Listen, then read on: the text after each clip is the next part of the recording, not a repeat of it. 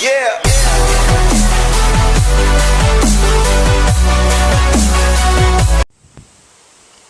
So I was doing some troubleshooting, and I just wanted to make sure I was getting power, and I am. So here's a multimeter, right? I'm setting it to 250 AC.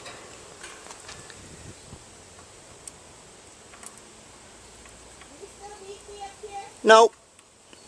So as I'm doing that, I'm getting 266 volts, right? When I go here, I get that. I don't know what that means. Getting 267 when I do a cross like that. It should be minus, it's 21.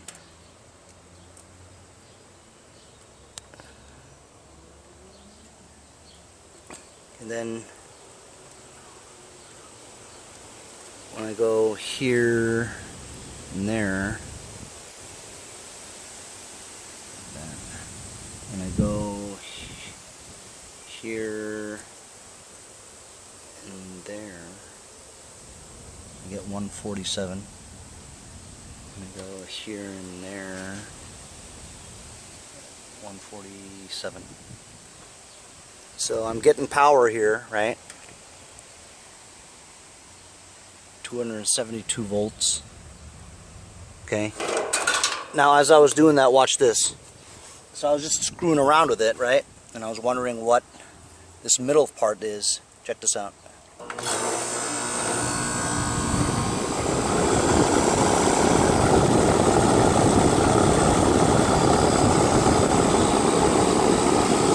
It starts and everything. However, when I let go, it stops. And I told my wife to go upstairs and stand there. And when I did that, I let it run for about a minute or so, she felt nothing. No air, no coolness, no nothing. So